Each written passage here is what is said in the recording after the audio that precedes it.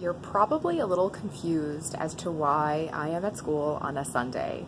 Well, this week is a big week for me because in my district we are rolling out a new turnkey program where basically any teachers can go and teach different classes to their colleagues. And so one of the classes that I'm teaching actually starts on Thursday, and I didn't have too much time during the week to prep for that class, so I actually stayed here on Sunday to do that. And then I remember that I actually never showed you the details of my card sort for the energetics of ionic bonding.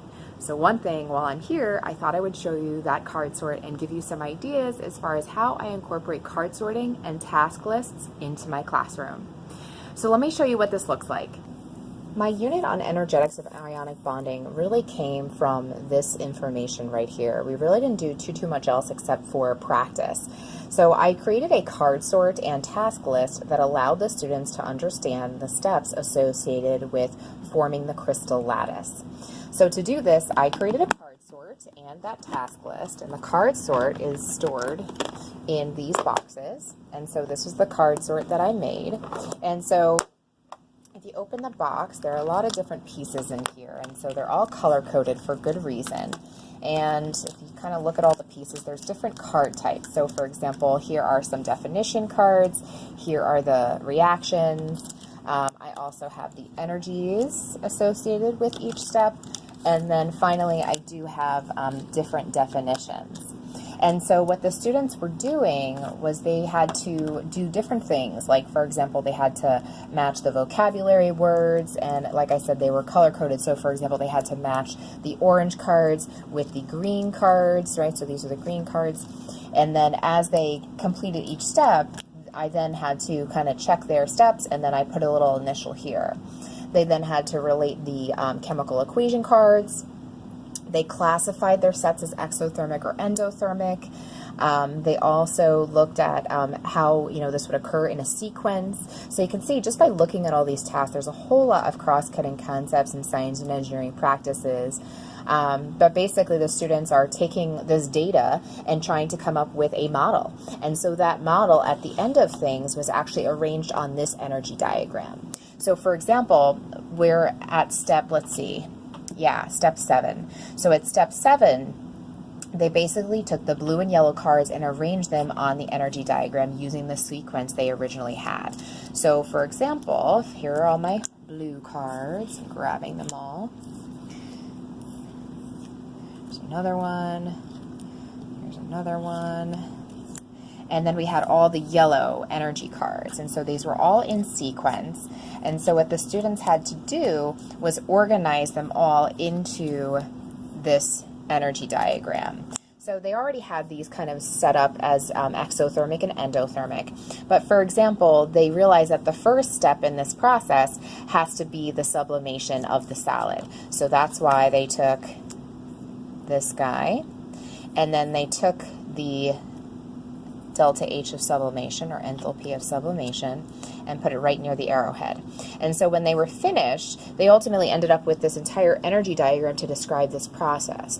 But what was really cool was that the students, when they calculated the energy change from all the yellow cards for this process, they actually didn't have all the cards they needed. They didn't realize that that would be the enthalpy of the reaction, and that's why in step 8, they had to obtain a set of missing cards, and so they realized that the energy on the card is the same as the energy for that net process. So they thought that was really cool. So this taught a whole lot about energy and matter, and I think the students really enjoyed it. And to be honest with you, the students had a much easier time understanding this than they have in the past. So I really feel like this was a very successful activity for the students.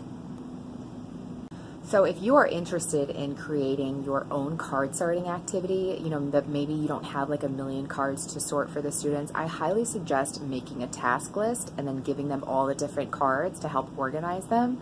I have found that that has been a really easy, very engaging activity to allow the students to sort the different cards. And then of course, making sure that you go through after each step of the process, that you check each step, that really helps as well. And so that was my activity really for the entire unit on the energetics of ionic bonding. Then after that, all my students did was practice. One other thing that I incorporated was actually a digital poster for the students to keep track of their answers for each step of the way. Let me show you what that looked like so you have a better idea of the kind of like notes that the students took. Even though they weren't really formally notes, it was really just kind of a documentation of their journey through the energetics. This is what the digital poster looked like, and so if I were to run it in presentation mode, it's like you could hardly see it. I mean, it's really hard to see, but that's why I thought I would kind of pull it up. But basically, when you open it up, the students, let me see, it'll look like that, and so you can't see a whole lot, so that's why I always tell my students to use the view section. That really helps.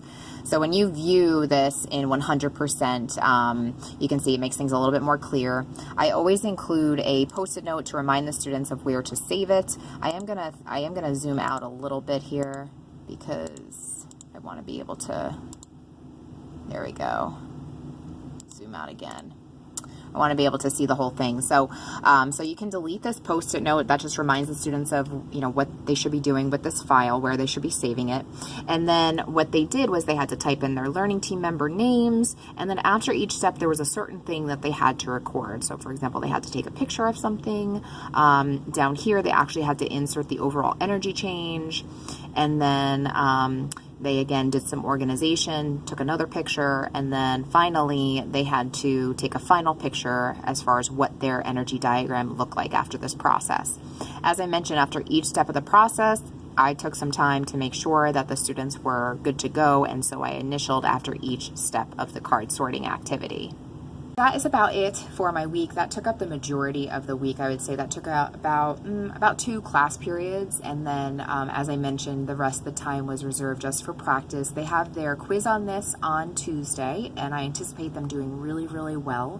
One other thing that I also thought helped this process along was the students. I actually assigned them a homework assignment at the end when they were done with their card sort, and the homework assignment I actually made a video of myself going over the homework after they were done. I told them, you know, obviously it's suggested that you try the homework on your own, and then you can, you know, check my answers by watching my video. But basically the video was of me doing the assignment with them, and they felt that that also helped with their understanding. So we'll do some more practice tomorrow. I have to go make some copies of the assignments and things for tomorrow, and then Tuesday they should be in really good shape.